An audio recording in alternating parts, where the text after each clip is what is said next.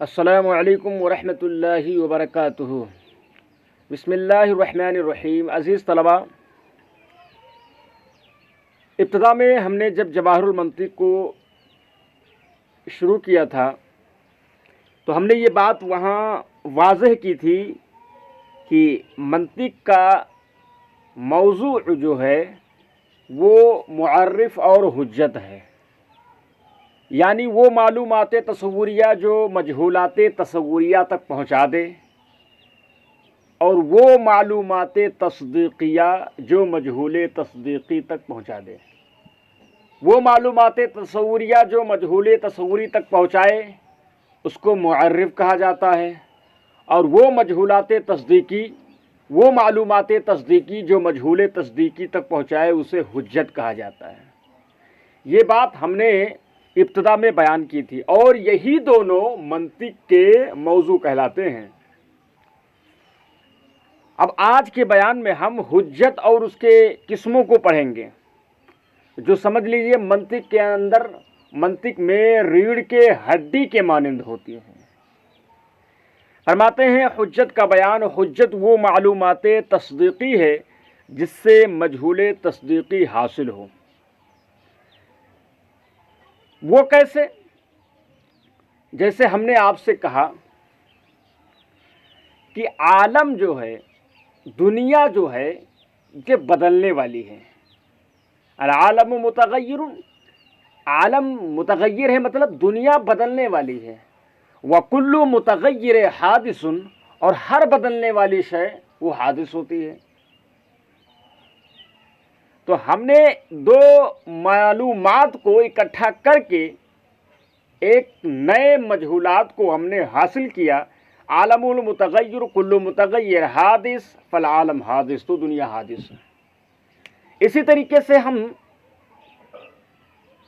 ایک معلومات لیں اور اس سے مجہولات کو حاصل کریں۔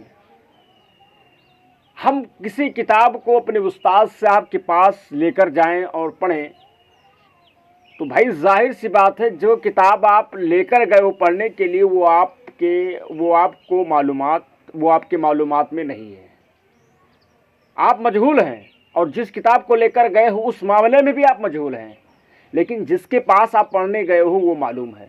تو معلومات سے مجہولات کو حاصل کیا جاتا ہے۔ اگر وہ تصدیقی ہو تو وہ معلومات حجت کہلائے گا، اور اگر وہ تصوری ہو تو اس کو معرف کہا جائے گا۔ پھر کہہ رہے ہیں پھر حجت کی تین قسمیں ہیں: قیاس، استقراء، تمثیل۔ دیکھیے قیاس کی اور بھی کئی صورتیں ہوتی ہیں۔ ایک قیاس فقہی ہے، اور ایک قیاس ظنی ہے، اور یہ جو قیاس ہے یہ قیاس منطقی ہے۔ تو اور قیاس اور ان قیاس میں تھوڑا بہت فرق ہوتا ہے، اس وجہ سے آپ کوئی اور قیاس مت سمجھ لینا۔ کہہ رہے قیاس، استقراء، تمثیل۔ قیاس کی تعریف کرتے ہوئے کہہ رہے ہیں کہ چند قضیوں کا وہ مجموعہ جس کے تسلیم کر لینے سے دوسرا قول ماننا پڑے۔ چند قضیوں کا وہ مجموعہ، یعنی قیاس کے اندر ایک قضیہ قیاس کے لیے کافی نہیں ہوگا، بلکہ اس کے اندر کم سے کم دو قضیہ ہو۔ جب دو قضیہ ہوگی، اسی کا مجموعے سے جو ہمیں نتیجہ نکل کر ہمارے سامنے آئے گا، ہمارے سامنے جو حاصل ہوگا، اسی کو معلومات، اسی کو مجہولات کہتے ہیں۔ تو چند قضیوں کا مجموعہ، اسی کو قیاس کہتے ہیں۔ جیسے العالم متغیر، ایک قضیہ یہ ہو گیا، وکل متغیر حادث، یہ دوسری قضیہ ہو گئی، ٹھیک ہے۔ عالم متغیر، کل متغیر حادث، یہ دو الگ الگ قضیے ہو گئے۔ انہی کو جب ہم نے اکٹھا کیا تو اسی کا نام قیاس ہو گیا۔ کہ چند قضیوں کا وہ مجموعہ جس کے تسلیم کر لینے سے کوئی دوسرا قول ماننا پڑے، اس دوسرے قول کو نتیجہ کہتے ہیں۔ جیسے کل سنی مؤمن و کل مؤمن ناجن، ہر سنی مومن ہے اور ہر مومن نجات پانے والا ہے۔ کیا کہا؟ ہر سنی مومن ہے، ایک قضیہ تو یہ، وکل مؤمن ناجن، اور ہر مومن نجات پانے والا ہے۔ یہ دو قضیہ، اب یہ قیاس ہو گئے۔ اس سے نتیجہ کیا نکل کے رہے گا؟ پھر ان کو جب ہم نے تسلیم کر لیا کہ ہر سنی مومن ہے اور ہر جو ہے مومن نجات پانے والا ہے، تو نتیجہ نکل کے یہ آئے گا کہ ہر سنی نجات پانے والا ہے، ٹھیک ہے، نہیں کس سے؟ کل سنی ناجن تسلیم کرنا پڑے گا۔ اور جیسے ہم نے کہا اب یہ سوال ہوتا ہے کہ یہ کیسے نکل کر آیا؟ تو دوستو یہ دیکھیے، یہ طریقہ انشاءاللہ آگے بیان کیا جائے گا، اس میں ایک حد اوسط ہوتا ہے، حصغر، اکبر، صغرا، کبرا، یہ ساری باتیں انشاءاللہ آگے آئیں گی تو آپ وہاں سمجھ جائیں گے۔ بس یہ سمجھ لیے کلو سن مومن و کلو مومن ناجن، ہر سنی مومن ہے اور ہر مومن ہمیں اور مثال آپ کو دے دیتے ہیں۔ جیسے اگر کوئی شخص کہے کہ زید الجامعۃ الاشرفیہ میں پڑھتا ہے، یا الجامعۃ الامجدیہ میں پڑھتا ہے، یا جامعۃ الرضا میں پڑھتا ہے، یا کوئی بھی ادارہ لے لو، زید الجامعۃ الاشرفیہ میں پڑھتا ہے اور الجامعۃ الاشرفیہ کے طالب علم، الجامعۃ الاشرفیہ کے طالب علم مصباحی لگاتے ہیں، تو زید بھی کیا لگاتا ہے؟ مصباحی لگاتا ہے۔ زید الجامعۃ الاشرفیہ میں پڑھتا ہے اور الجامعۃ الاشرفیہ کے ہر طالب علم کے لیے ضروری ہے کہ وہ سنی ہو، تو اب مطلب یہ ہے کہ زید بھی سنی ہو، تو یہ نتیجہ نکل کے آیا۔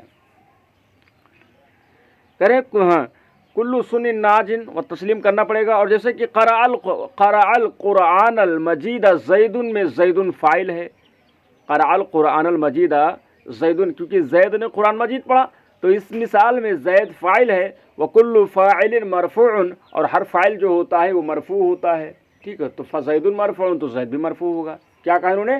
قرأ القرآن المجید زید میں زید فاعل ہے، اور فاعل جو ہوتا ہے وہ ہر فاعل کیا ہوتا ہے؟ مرفوع ہوتا ہے، تو زید بھی مرفوع ہوگا۔ ہم نے کہا جو شخص یہ شخص بہرائچ میں رہتا ہے، اور جو بہرائچ میں رہتا ہے اس کا جو ہے جو بہرائچ میں رہتا ہے اس کے لیے ضروری ہے کہ وہ اپنا آدھار کارڈ بہرائچ کے حساب سے بنوائے، تو زید بھی اسی حساب سے اپنا آدھار کارڈ بنوائے گا۔ تو یہ ہے نتیجہ۔ ان مثالوں میں کلو سنی مؤمن و کلو مؤمن ناجن کا مجموعہ قیاس ہے، خود بتا رہے صاحب کتاب، اور اس کا نتیجہ کلو سنی ناجن ہے۔ یوں ہی زید فاعل و کلو فاعل مرفوع کا مجموعہ بھی قیاس ہے، اور زید مرفوع اس کا نتیجہ ہے۔ پھر آگے کہتے ہیں پھر قیاس کی دو قسم ہیں، انہوں نے کہا حجت کی تین قسمیں ہیں، قیاس، استقراء، تمثیل۔ پھر قیاس کی اب دو قسمیں، اقترانی اور استثنائی۔ اقترانی اور استثنائی کسے کہتے ہیں؟ اس کی تعریف کرے۔ استثنائی وہ قیاس ہے کہ جس میں نتیجہ یا اس کی نقیض بالترتیب مذکور ہو، یعنی دو قضیہ ہیں، دونوں قضیہ جن دو قضیوں سے مل کر قیاس کا وجود ہو رہا ہے، قیاس بن رہا ہے، اسی میں اس کا نتیجہ مذکور ہوگا، اسی کو کیا کہیں گے؟ استثنائی کہتے ہیں۔ استثنائی وہ قیاس ہے جس میں نتیجہ یا اس کی نقیض بالترتیب مذکور ہو، جیسے ان کانت الشمس طالعۃ فالنہار موجود لیکن الشمس طالعۃ۔ اگر سورج طلوع ہے فالنہار موجود تو دن موجود ہے، لیکن الشمس طالعۃ، لیکن سورج طلوع ہے، تو نتیجہ کیا نکل کے آئیے؟ یہ قیاس استثنائی ہے جس کا نتیجہ فالنہار موجود ہے۔ اب دیکھیے فالنہار ان کانت الشمس طالعۃ، اگر سورج طلوع، فالنہار موجود، دیکھیے یہ نتیجہ جو ہے خود اس کا قیاس کے اندر مذکور ہے، ٹھیک ہے، اور اس کو استثنائی اس وجہ سے کہا جاتا ہے اس لیے کہ اس کے اندر لاکنہ، حرف استدراک وغیرہ مذکور ہوتا ہے، اس وجہ سے اس کو استثنائی کہا جاتا ہے، جس کا نتیجہ فالنہار موجود ہے، اور یہ نتیجہ قیاس سے مذکور میں بالترتیب موجود ہے، وہ فالنہار موجود ہے، ٹھیک ہے دوستوں۔ اور دوسری مثال دے رہے جیسے ان کانت الشمس طالعۃ فالنہار موجود لیکن النہار لیس بموجود، اگر سورج طلوع ہے تو دن موجود ہے، لیکن دن موجود نہیں ہے۔ اگر سورج طلوع ہے تو دن موجود ہے، لیکن النہار، لیکن دن جو ہے لیسا بموجود، یہ موجود نہیں ہے، یہ بھی قیاس استثنائی ہے، جس کا نتیجہ فالشمس لیست بطالعۃ ہے۔ کیوں؟ کیونکہ سورج طلوع نہیں ہے۔ اور قیاس مذکور، اور اس کو اچھے سمجھنا ہو تو سمجھ لیجئے کہ جیسے فالشمس لیس بطالعۃ، اور یہ انہوں نے کیا کہا تھا؟ قیاس استثنائی اسی کو کہتے ہیں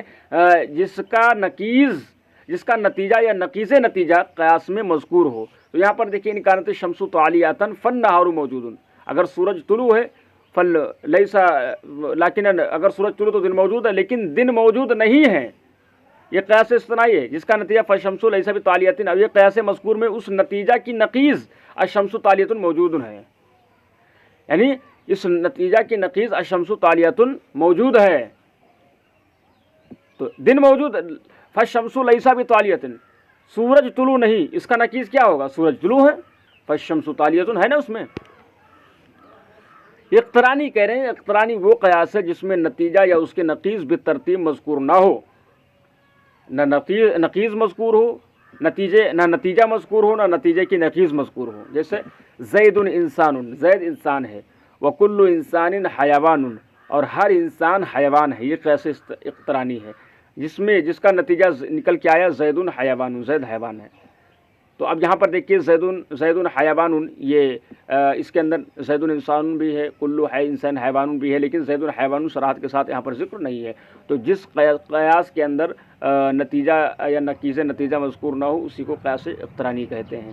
زید انسان و کلو انسان حیوان، یہ قیاس اقترانی ہے جس کا نتیجہ زید حیوان ہے، اور نقیض نتیجہ